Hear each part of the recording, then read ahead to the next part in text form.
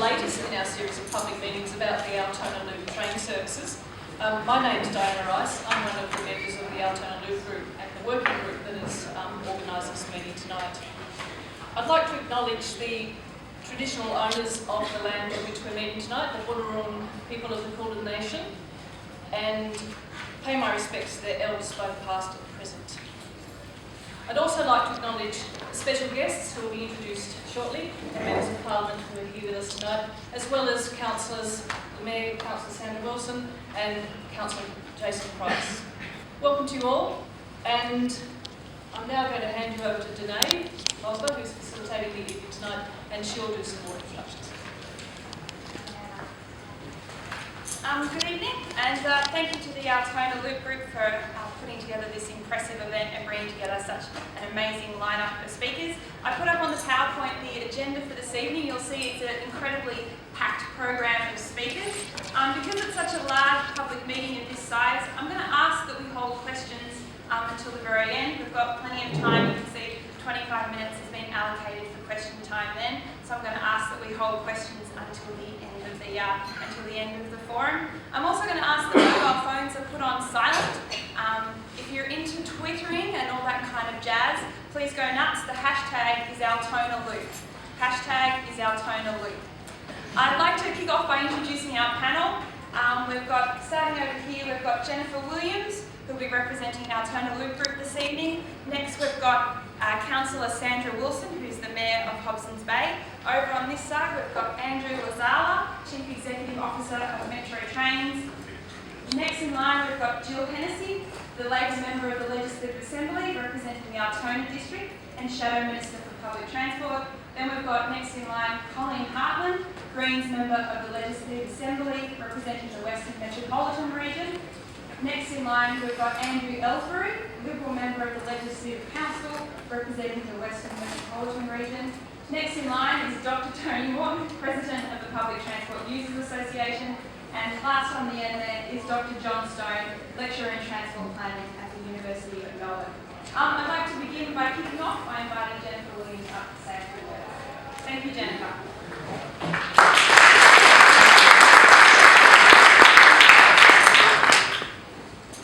Good evening, everyone. I'm Jennifer Williams from the Altona Loop Group, and I'd like to welcome all of our invited guests and the local community here tonight to tonight's forum. All state and federal MPs from the area were invited. I have an apology from Tim Watts, Federal Labor Member for Gellibrand. The Minister for Transport, Terry Mulder, declined our invitation, instead suggesting that the Loop Group could meet with one of his staff, but to date we haven't taken up this option. We also invited Public Transport Victoria, but they sent back the following letter, and I'll just read an excerpt from it. As you all are aware, works are advancing rapidly on the Regional Rail Link project and on construction of new regional and metropolitan trains. When these works are complete, the Altona Loop will benefit from more services and elimination of the need to change trains at Newport. At the same time, PTV is working closely with Metro Trains to improve service punctuality and reduce the incidence of bypasses. Punctuality has already improved and further improvements are expected. In this context, I believe that most of the improvements that you see are in progress, and it may be more helpful to meet with you and the Altona community at a later time when the regional rail has been completed, where we can review its effects and talk about further initiatives. It's very disappointing to us that PTV will not attend. They are the authority responsible for listening to customer feedback and are supposed to be a passionate advocate for public transport for all Victorians, according to the current Transport Minister, Terry Mulder. They are ignoring our issues and refusing to acknowledge we probably have the worst train service in Melbourne. The Altona Loop Group was formed about 3 years ago when significant timetable changes threatened to severely downgrade the train service. We've called this meeting tonight due to increasing community dissatisfaction. We've suffered unique issues since 2011 when we were described as losers by Metro Trains. It's led to many problems, such as patronage. The service is not fully meeting community need. Can I just ask for a show of hands, how many people have changed their travel patterns since 2011? So most of the group, okay. Falling patronage only shows the system needs improving. It must meet overall transport needs and be able to handle future growth. No doubt you've all noticed the new high-rise developments in Keir Street with an additional 130 units, and this is just one of many high-density projects planned for Altona. We've had the dubious honour of being the most dissatisfied customers in Melbourne, in addition to the biggest drop in patronage across the loop stations. Something is clearly wrong. If a business lost 30% of its customers, you'd investigate reasons for the decline. PTV commented that things were improving on the Altona Loop and still sees bypasses as the major issue. I'm sure the hundreds stranded at Newport when dumped would disagree that this is the only problem. Secondly, routes and timetables. Trains should take people direct to the city every 20 minutes. It's possible some of the time, why not always? What can we do to make it possible and when? We're constantly told that our trains can't go direct to Flinders Street until regional rail opens in 2016. That's another 2 years away. How many more people will abandon the system by then? Thirdly, comfort and accessibility. There are issues with comfort, accessibility and usability. Train changes, signage and announcements present difficulties for people with disabilities, the elderly and others reliant on public transport. Finding the right platform in the city, or indeed which service you're supposed to catch, has made the journey confusing and difficult. And lastly, reliability. The service needs to be more reliable. Trains to and from Seaholme, Altona and Westona are too often subject to cancellations or rerouting, even during the journey. When trains run late, we are dumped at Newport for no other reason than Metro avoids a fine. The train continues on to Laverton without stopping at the stations it was designed to service. This happened to me again on Monday night, when several hundred people took an hour to travel from Flinders Street to Altona.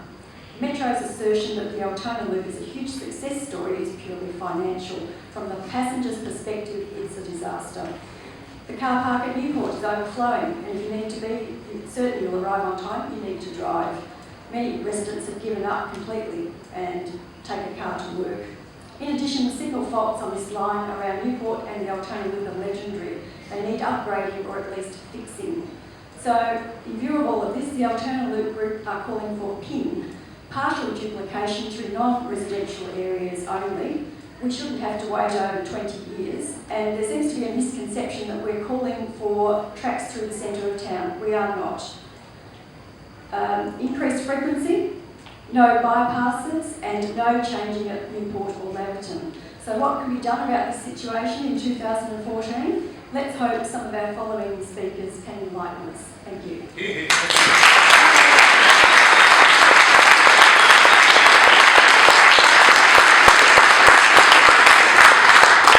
Thank you, Jennifer. I'd now like to invite Councillor Sandra Wilson, Mayor of Hobsons Bay.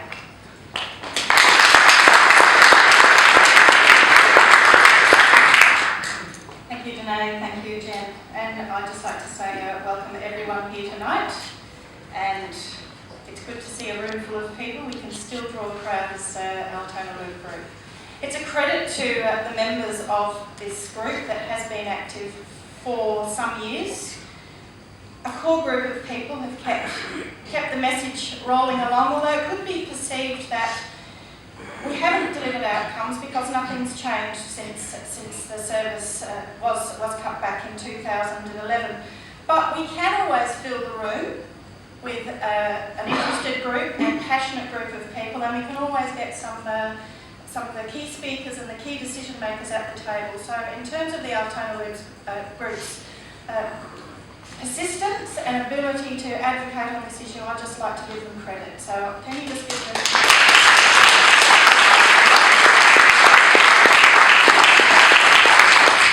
We've always had at least 3 members of Parliament in the room, and tonight we've got 3 political parties in the room, which is terrific, as well as Mr. Lozada, CEO of Metro. This is your second visit, I believe, and we have third visit. Thank you.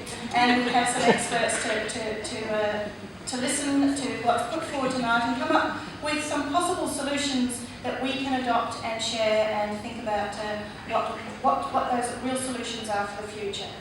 So thanks to all our guests. Can I just also acknowledge my councillor colleague who's at the front here, Councillor Jason Price, and also give apologies from other councillors who are at other engagements tonight, but I'd also like to acknowledge the presence of Natalie Walker, who's a Director of Strategic Development at Hobsons Bay City Council, another key person in terms of our actions at Council and where we're going with this. I am a member of the Altona Loop Group, but tonight I'm here with my Mayor's hat on, and I'm going to put it in a broader Hobsons Bay context. It's been a journey, and it's been a journey for the community and a journey for me personally, because I stood here as a member of the Loop Group and now I stand here as the Mayor, and that's an honour and a privilege, but it does give me a different perspective on these issues and a different position to advocate on the community's behalf. So back in 2011 we speculated on the impacts of the changed timetables, and I think we can probably say we told you so. We knew that these impacts were going to actually have a huge impact, be a huge detriment to the community, and we're still seeing that that is the case 3 years on. We see a 30% decrease in patronage, the most dissatisfied customers on the line. Jen's told us some of this. The community's loss of faith in its local train service. We were dubbed the losers. I'm not sure if it was Metro who dubbed us the losers, but we certainly were dubbed the losers in that whole of network perspective. And the community will tell you that they've been losers. So driving to Newport at Laverton to catch a train because it saves you time rather than getting on your most local station. Car dependency, decreased safety. When there's less people on the train, people feel less safe. It's impacting older people, people with disabilities, students, shift workers. There's dumping, there's bypassing, kidnapping. We've experienced a lot. So it's a service that's been falling far below the expectation of our community. But this community doesn't want it to keep spiralling downwards. Looking to future needs, we've got a drastically changing economic and industrial landscape. Investment in public transport services and infrastructure are critical to support the movements of everyone, including workers and students, to get them to where they need to go for study, for jobs, and not just into the city, but to proposed new East Werribee National Employment Cluster, for example. These are developments. This is about the growth in the West, and we have to be responsive to those changes that are coming. So to continue the story of the journey, and my journey as moving from a community advocate on this issue and other issues, to being a councillor and now the Mayor, the council in this latest term of council has had a stronger focus on strategic advocacy. The community has an expectation that we will advocate on issues of concern and importance, and we do and we will. It needs to be well thought through, researched advocacy, a plan of attack, development of partnerships and understandings, and having the best chance of success to deliver outcomes. But it doesn't come easy, and sometimes it doesn't come at all. Our position is also, through our strategic advocacy, is better engagement with our community on these issues of importance, and that's working with the Loop Group. Our community consultation through the Community Health and Wellbeing Plan told us that access to transport was one of the highest issues of importance, and advocacy for improved public transport a top priority. So two key strategic pieces of work, the advocacy strategy and the integrated transport plan, which gives us two key planks to move this issue forward. But it's not just about trains, it's about buses, it's about walking, cycling, ferries, reducing car dependency and connectivity within and between modes of transport, our municipality and other municipalities. We have important transport imperatives, and they're across the broad spectrum, from quite local issues to regional issues. And we mustn't forget that we're part of a bigger picture, a connected network where people's movements are for multiple and varied reasons, and the directions go every which way. So this picks up the Altona Loop issues loud and clear. As a local government, we have limited legislative ability to create change on our own. It is about partnerships, it's about dialogue, it's about advocacy at all levels, and it's imperative to be able to deliver for our community that we do develop this dialogue And this ongoing partnership with experts, with service providers, with our local members of parliament, with the community importantly. I'm disappointed that Public Transport Victoria isn't here tonight because they have been present in the past. I believe they do listen, but it's about some political imperatives that need to happen at that higher level. And I'm hoping that tonight we'll get to hear some outcomes that we can look forward to, some solutions that we seek, as I say, in partnership from one level of government, local government, to other levels of government where it really counts. Thank you.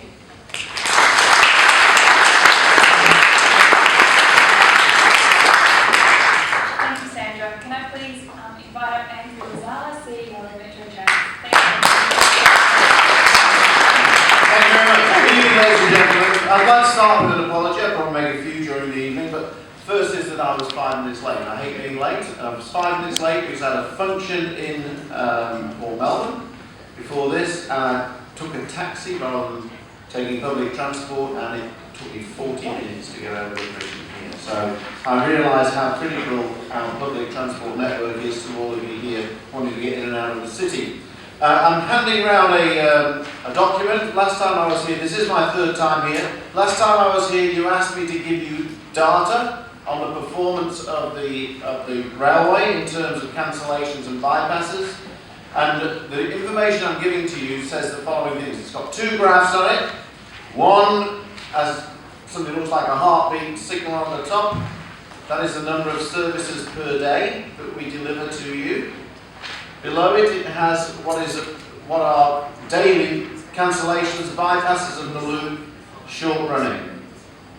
On the other side, there is a monthly figure, so I'll come back to that. But on the daily graph, the one with the little heartbeat monitor on the top, that's saying that every day we're delivering you 109 services roughly in the week, in and out, less at the weekends.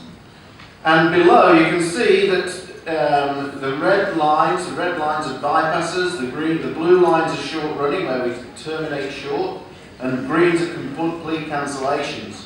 And there's explanations there where we've got peaks. So we're looking at an average of about just over 1.25% of all services cancelled or altered in some way. So there are some days though where there's some big peaks. On the 26th of September last year, faulty train pulled the overhead line down between Altona and Seahome, and we had 50 cancellations that day, half the services, terrible. But most days actually it's it's almost insignificant. But there are times when you get a heat related. In January we had heat related problems on the 17th of January, and we cancelled 23 trains. So that's the data that you asked for. That's what I'm giving you to you. On the other side of the page, you can see on the right hand scale, and the black line along the top, that is the number of services per month, so around 3,250. And in terms of cancellations, you can see that which is the bypasses, which are the main problem that we have. Bypassing the loop, there's an average of about 25 per month. So 25 per month out of 3,300. They are the facts of the service performance over the past year.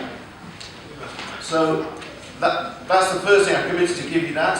You now have it. In terms of what we're doing to try and improve the service, we're trying to improve punctuality. We're trying to improve the reliability.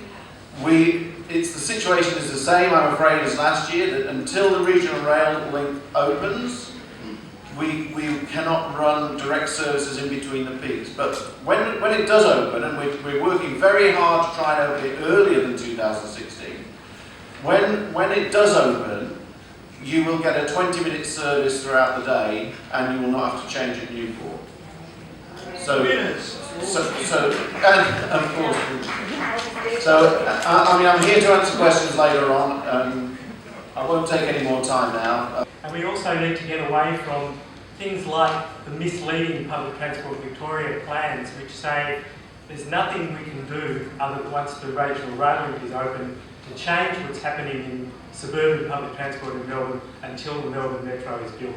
I think that is really at base, and you can see if you read the documents, is just an attempt to get money from the federal government by saying, you have to give us money for Metro, we want a big ticket item. But it's really clear that, and I think Tony may talk about this some more, that it's possible to do some of these smaller parts of the system, things that the Altona Loop Group is asking for before we get to the end of building Melbourne Metro. Particularly as Melbourne Metro, we don't even know from day to day where it's going to go. 1 minute it's going down Swanson Street, the next minute it's going to Fisherman's Bend, and who knows when the Abbott government would ever get the money to build it. So what the PPP is telling us is that there's nothing that can be done until something which is on the never happens. We actually need a plan which is realistic and takes us through with the money that we have available, with the money we have available if we don't build the East West Link, which builds the suburban improvements in the system at the same time as we fix the problems in the centre. And just to conclude, my special subject at the university in my research is how change happens to transport systems across the world, in cities across the world. And looking across the world, in developed countries across the world, there's no city which has changed their public transport system without persistent, skillful community action, which is what the Altona Loop Group is doing, and which community groups are showing all across Melbourne. We've been here before and we've stopped freeway plans in the 70s, and we have to be as active as those people were. But what we have to do, which those people didn't really do for whatever reason, is continue that on through the next election. If we do what we need to do properly, the next election will see a government which, for all sorts of reasons, is going to be forced to focus much more strongly on public transport than the current government. And we have to be there after that election, because that's when the really key things will happen. So there's really key work to be done in the lead up to the election, but the absolutely essential work will be done keeping governments to their promises after the next election. And that's what I'll be working on, and I know that's what the Altona Group will be working on, and I think together we can make some really big changes. So thanks very much.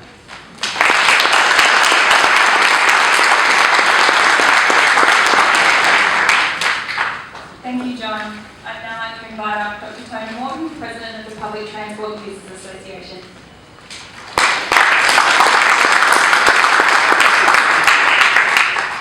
Well, good evening. I'll be brief because I think the politicians are on after me, and I concur with John's point that really the target of and the people that really have the power to do anything about this Altona Loop situation are really, it's not so much Mr. Lazala as much as he's trying to do, but it's really the politicians who create the policy and funding environment in which Metro Trains, Yarra Trams and our public transport operators are working. So we'll hear from them after me, but I would just make a fairly simple point, which is that our train network in Melbourne is not so much different from the train network in other cities. Superficially, it's not much different from the train network in other cities where the trains actually are reliable, they run on time, there are a lot of them, they are frequent, and they serve the people in ways that ensure that we actually have upwards of 20 to 30% of all trips being made by public transport in some European cities, even more. Those cities have networks that technically don't differ much from ours except in one key respect, that they've actually been looked after for the last half century. And there have been these incremental improvements made over the last half century which we haven't made here. Unfortunately, we have allowed our public transport network, and especially our train network, to rot and decline over that time, and we're only just now turning the corner in actually improving things. The regional rail link is part of that, but it's not just about the regional rail link. You shouldn't have had to wait until the regional rail link is complete in order to get a decent service on the Altona Loop. The part duplication of the Altona Loop outside the main residential area is something that should have been done years ago. If we actually had properly run public transport management, we'd have already done that. We'd have done other things. We'd have actually fixed up the signalling system. In fact, the things that actually would make our network work, like the ones in London and Paris and all the European cities where lots of people catch trains and where the trains are actually reliable and frequent, they're all about the boring things, really, unfortunately. It's not so much about shiny tunnels and monorails and big projects, although some of these big projects are nice things to have. Really, it's boring things that get just engineers like me excited, really, things like signalling and train control systems.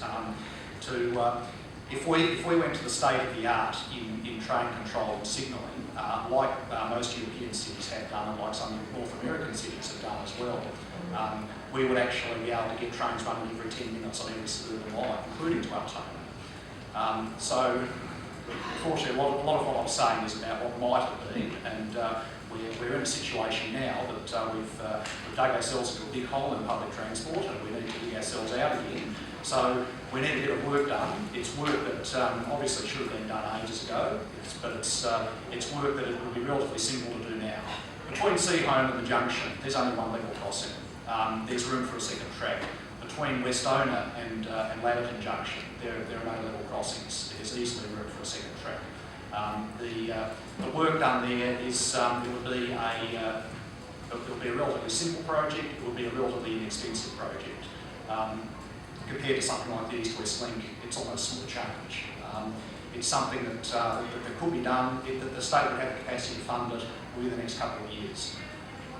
It's the sort of thing that would actually greatly help the people of Altona and this part of Melbourne, and reverse the situation. We've actually driven people away from using trains. Who would believe that in a general environment where the patronage on the rail system has almost doubled in the course of 5 years between 2006 and 2011, that we'd actually be driving people away from the train system? It's sad to see that happen. But really, the fixes we could do to the rail network to make it work are there. They're available. They could be funded.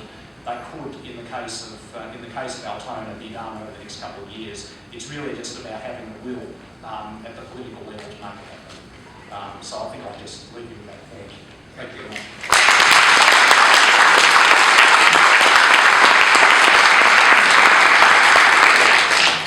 Thank you, Tony. Now, the moment we've all been waiting for, hearing from our elected representatives, I'd like to invite up Andrew Ellsbury, who will member for Western Metropolitan Region.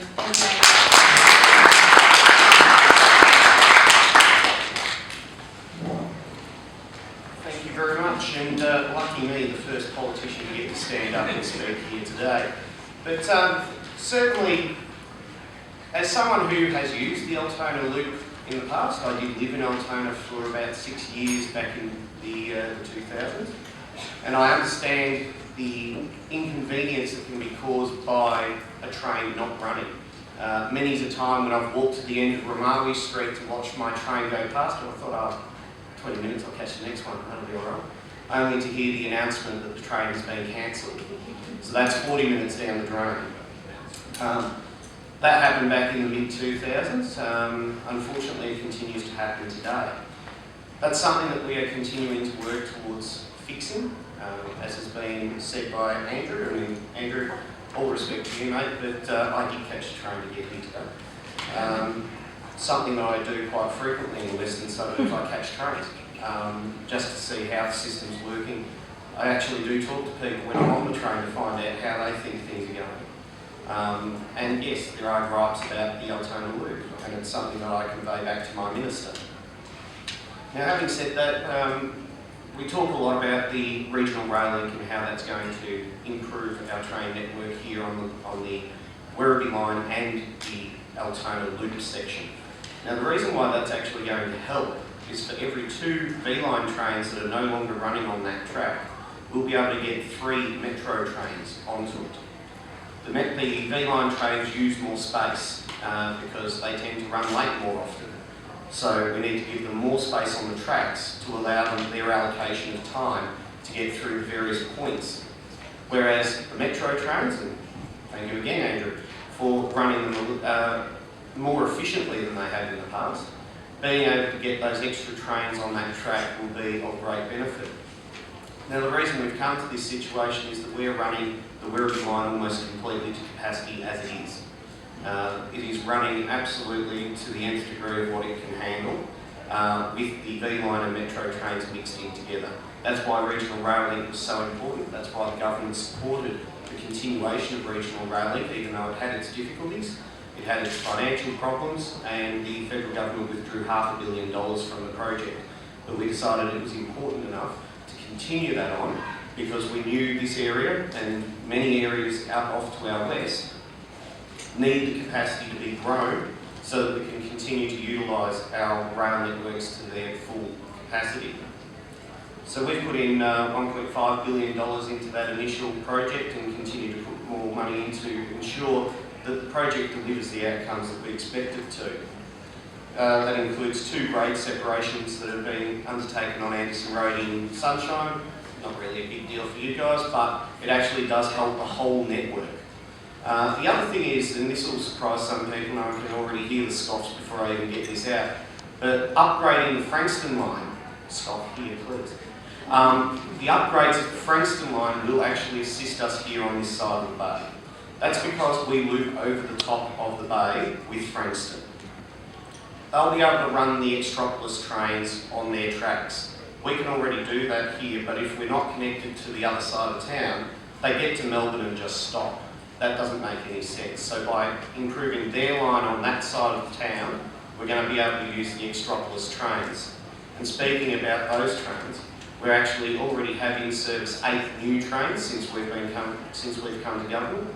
So that means that we're able to ensure that our rolling stock doesn't break down as often as it used to.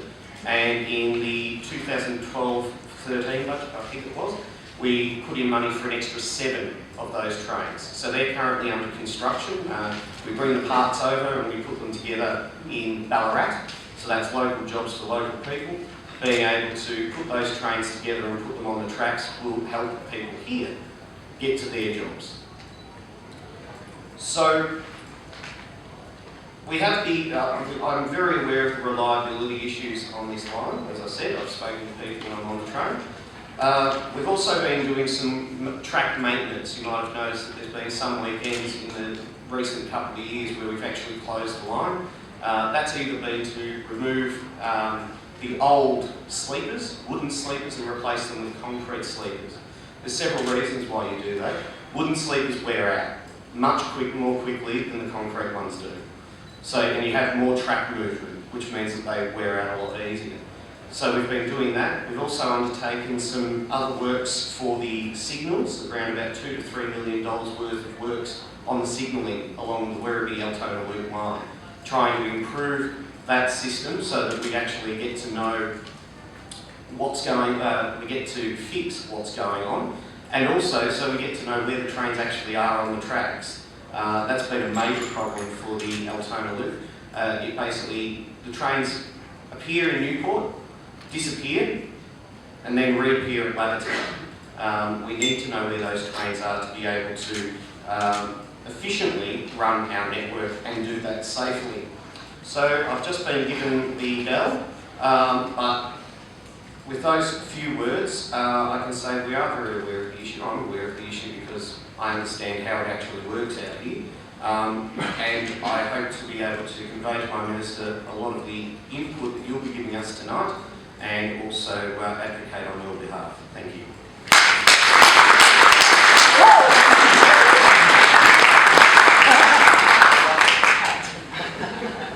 Thank you, Andrew. I'd now like to invite Jill Hennessy to speak, the Main Shadow Minister for Public Transport.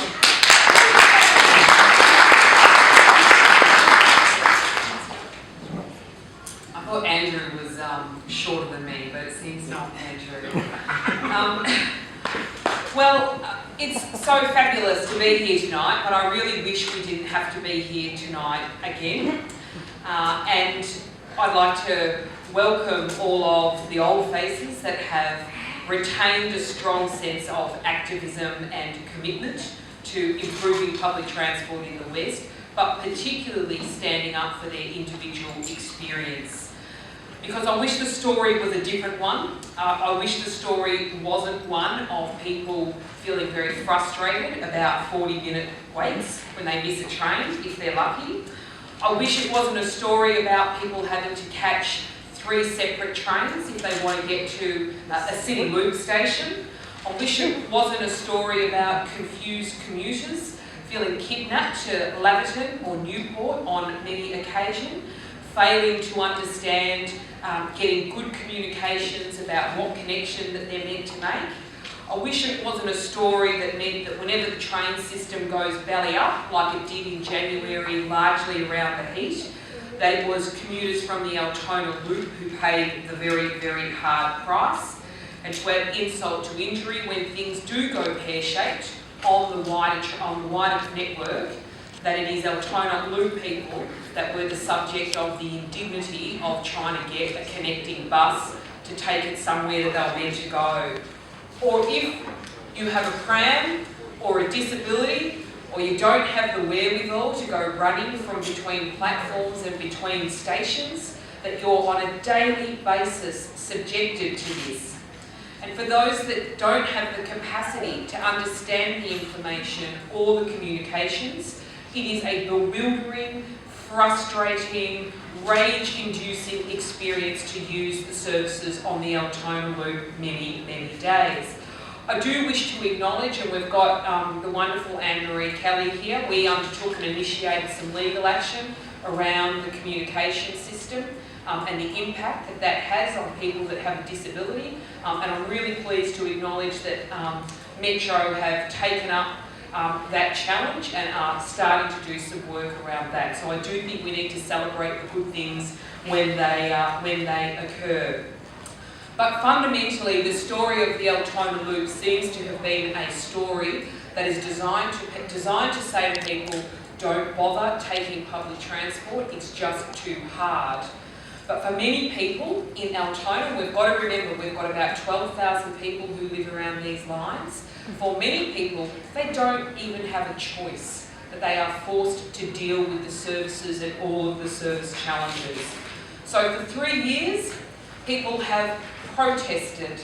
We've come together in these forums, we've put petitions in the Parliament, we've taken legal action, we've raised it in the media, we've raised it with the Minister, but nothing has changed.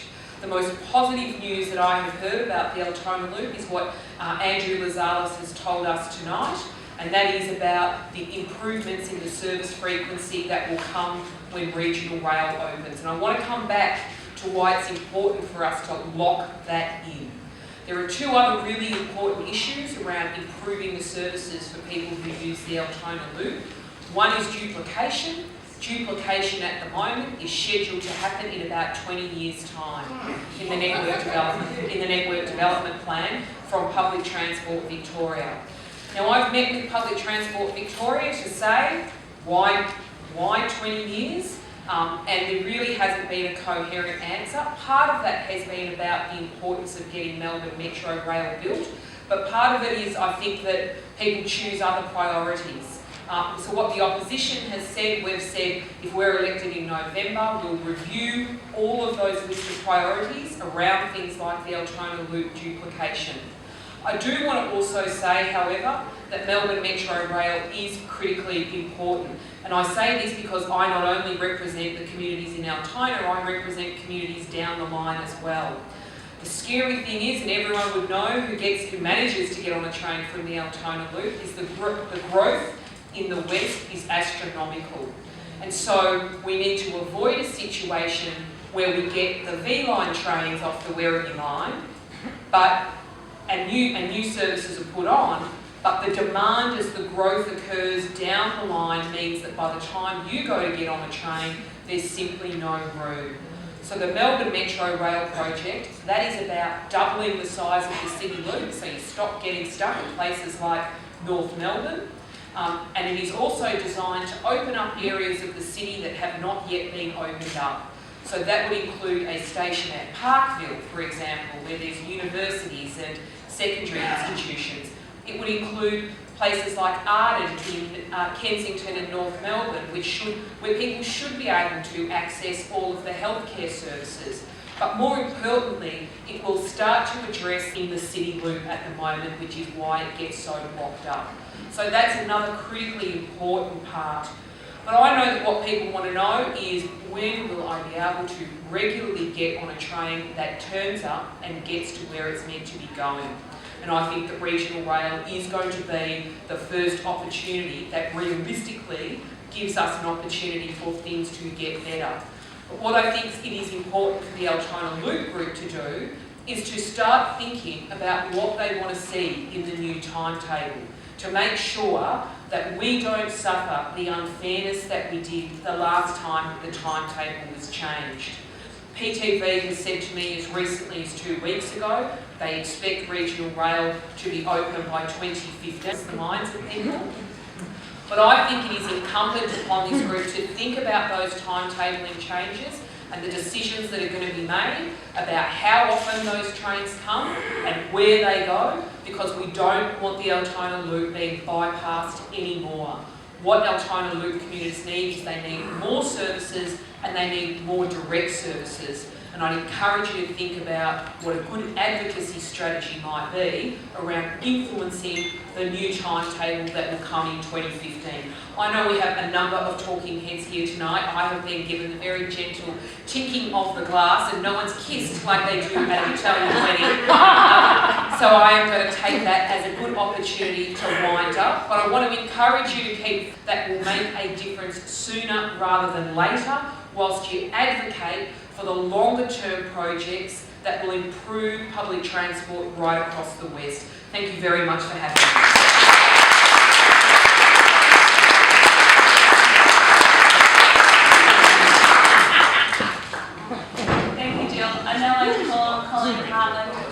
Representing West Metropolitan Region.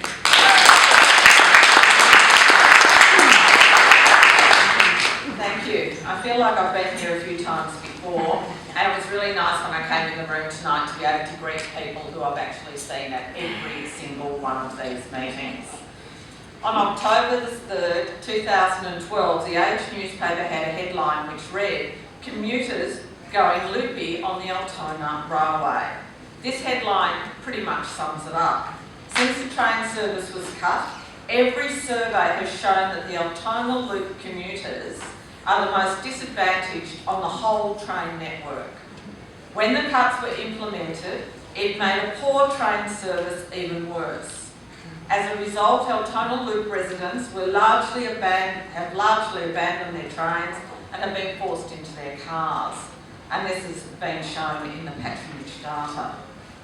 This is not the way we want to go. Public transport is the best way to move people in a growing city.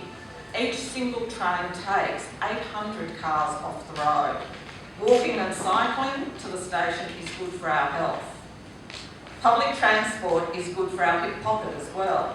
We all know that it's very expensive to run a car with petrol, maintenance, registration, parking and insurance. If we could catch the train, wouldn't we prefer to do it? Public transport is good for air quality, as well as a climate change mitigation. Anyone who has travelled overseas will know what a world-class public transport system actually looks like. And there's no reason why we can't have that here in Melbourne. And some of the efforts that I've made in working with the community, and especially with the Altona Loop Group, who are amazing, have been things such as approach engineering consulting, URS. And URS undertook preliminary research and have outlined and costed a feasibility study to investigate the best way to fix our train service, focusing on partial duplication of the Altona Loop. And I have a copy of that here with me tonight. The feasibility study would cost a grand total of $36,000. Compared to a government budget, this is a drop in the ocean. Compared to the $8 billion for the 6 kilometres of the east-west link toll road, which won't even solve our current problems with traffic congestion. I know that the government has done work looking at duplicating Altona Loop, because in 2012 I used freedom of information laws to obtain a document which showed this had been looked at. Having worked with you on this issue, from the very beginning. I believe that on the Altona Loop, the key limiting factor is the single train track. And I propose that we partially duplicate the single track, meaning we duplicate the single track from either end of the Altona township. This will allow for a train at least every 10 minutes, bringing the train service up to par with the rest of Melbourne. And I think we deserve what the rest of Melbourne gets.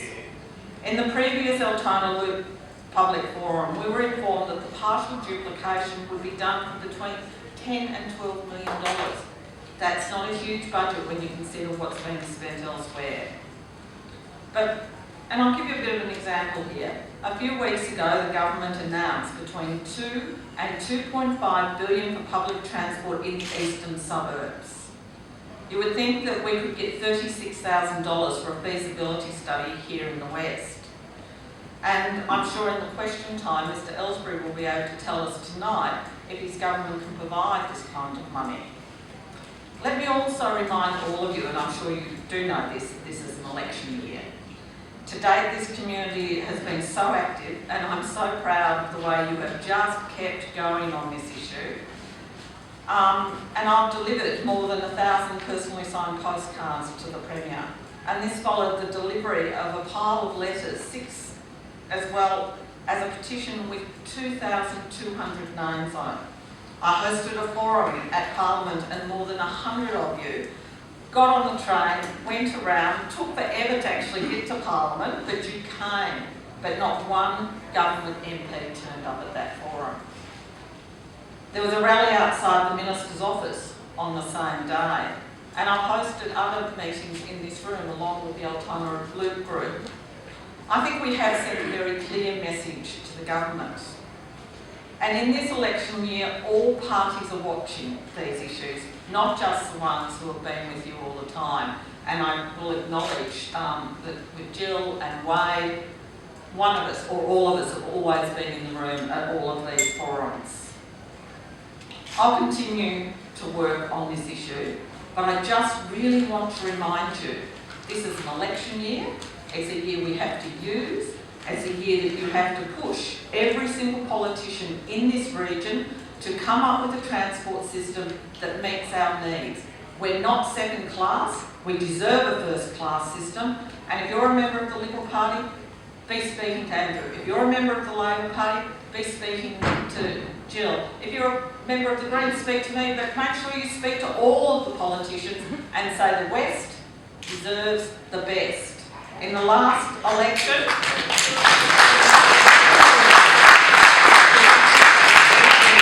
one of the slogans in the last election was that the Liberal Party said there would be no neglect of the West and that they would fix public transport. Let's hold them to that promise.